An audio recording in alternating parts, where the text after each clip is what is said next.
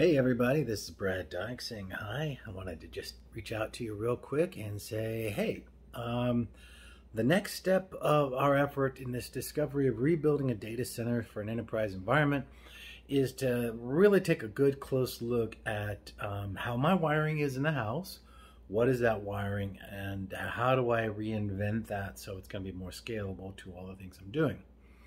So with that, I thought, let's go more basic than that. Let's just go to simple decisions about patch panels and placement of patch panels and things like that.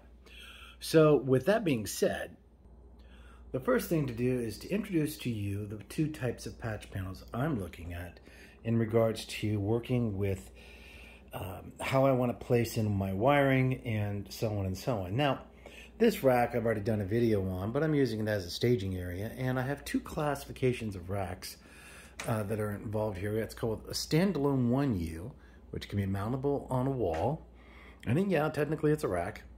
And then of course the more traditional style rack enclosure, in this case a telecom rack enclosure, which would allow you to be able to have a mountable 24 patch panel style mount here, and that would actually go right into the actual 19U footprint here, as you see. So when I'm looking at these two formats, I'm thinking to myself, how do I want to go ahead and have these mounted? Now I have two different standards. I have the rack mountable that will go into a rack enclosure, and that has a value. And then I have the wall surface wall Mac, which is basically where I'm going to be able to just simply put it on the wall, run all my Cat 5, 7, 6 cabling to that particular style patch panel on the wall, and then run clean wires from there into the rack, into the switch, and so on for connectivity. So I think the reality is I'm going to do both. So what I'm basically going to do is the following. What I'm going to do is in the basement, in the actual infrastructure rack, which is this rack down here as you see now, I'm going to be placing this guy down on the wall in the basement, out of the way. And it's going to connect to the other end of the equation, which is going to be this patch panel, which will be located in the lab. Now, why am I using these patch panels? These are Keystone patch panels. They're actually not punch-down panels. Punch-down panels are basically the punch-downs at which you'd run the wires to the back, right up to the actual RJ45 port output. But the bad news about that is there's no flexibility. They're only good for about 2, maybe 3 maximum punch-downs before they wear out. And so the traditional patch panel, in this case 24 port, it's just more effective to use a Keystone version, which with the Keystone, as you can see, is just a snap in. Back here on the back is where the cable comes in, and you punch down there. But if the Keystone jack goes bad, no big deal, pop it out, put the new one in, and you're in great shape. I'll do a video on doing a Keystone jack wire set in regards to Class A or Class B wiring. But as you can see here, the goal here is I'm going to be doing it this way because I want the lab environment to follow the guidelines of the industry, while I want the house design to be complemented by a footprint like this. And as you can see, it's the same basic Keystone 24 patch panel output, but it's grounded and it's supported, so it has a little bit more security. You never know when you're close to your power environments. You want to make sure that you're protecting your resources. And since this is ground zero for connectivity, I'm going to go with this guy as mounted on the wall and then run the wires from those into this rack as a trunk. And we can talk about that later, as well as cable management itself. But for now, the strategy is I'm doing it this way for one very important reason, and that is the trunk. The nature of a trunk is really descriptive. It's what you need. And in most environments, in most houses, you might have 1, 2, 3, 4 servers, maybe a NAS device, and you're using them as specifically tasked devices, like a media server, a TV montage, a NAS for storage, maybe a web service or something like that, but they're all individually doing one task. when you have a lab, a home lab that's more inclusive, like you're going to do like an enterprise deployment, like You're going to have a web front end, 2 or 3 web apps, a database, an archive resource, a storage resource for all of that, and that becomes an enterprise application. Then you've got yourself a little bit more complexity. So how your trunk in the house is set up is very important, because if you need to do an enterprise solution, you need bandwidth. So when the ISP connectivity comes in, make sure that your patch panel is going to provide you tier 2 minimum ability for that ISP connectivity. That's the outbound connectivity for the internet, by the way. So if you're just a basic home user and you use it for web browsing for your devices in the house, things like that, then don't worry about it. Your ISP connection could be at the 4th tier, the slowest tier. Let's say it's a 50 megabit or 100 megabit connection. But when you're dealing with a gigabit or fiber gigabit, you want to have it up there, up at least to tier 2. Tier 2 is 1 gigabit. Tier 1 is 10 gigabit. And of course, if you're more on the cutting edge, tier 1 would be 100 gigabit, and your ISP would be 10 gig, and so on and so on. But in this case, most of us poor home lab enterprise guys and gals, we go after basically a 10 gigabit backbone in the house with a 1 gigabit ISP, so that we can do things like enterprise level replication, Google Drive, things like those things that are going to require some overhead. Means that you got to take a little time and think out your wiring. So in the ISP rack, as you know, and in this case, that ISP rack patch panel will be mounted on the wall. This is where my connectivity is going to go. So as my ISP 1 gigabit connection comes in through the router and then goes into the master switch, then in turn it goes into a fiber pairing, which will be one of these 2 jacks here, or in this case, actually 2 jacks in here. And those fiber pairs will go over to the other side of the fence, which will be in my internal closure panel, and that's going to be this 24 patch panel in the rack.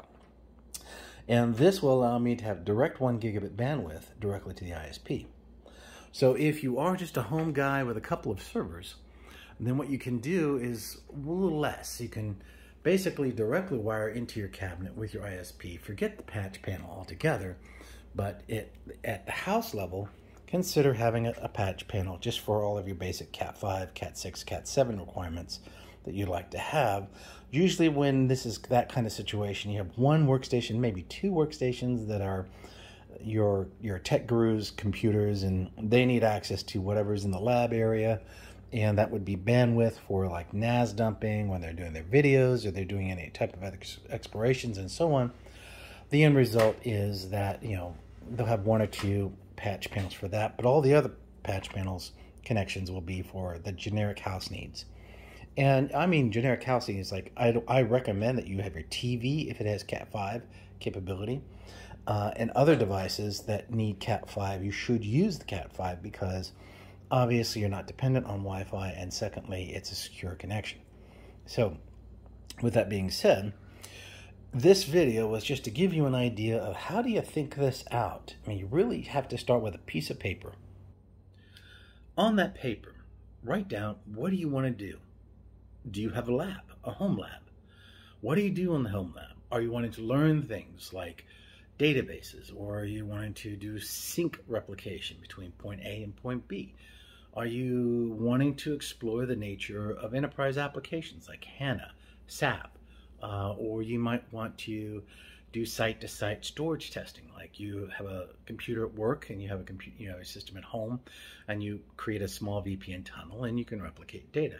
These are the things that help teach you how to be enterprise savvy when it comes to learning about storage, servers, infrastructure, the support matrices, and so on that are required for all of those things. Write that down on paper. Tell yourself, what do I have that is important to me? Then put your house needs. Your house needs, if you're not an IT person, your house needs will be the basics. You have a router, you have a Wi-Fi device, you might have a couple of Cat 5 connections or Cat 6 connections, but it's a limited number, normally no more than 8. So a 4-port or an 8-port router or switch and router combination will meet all your needs.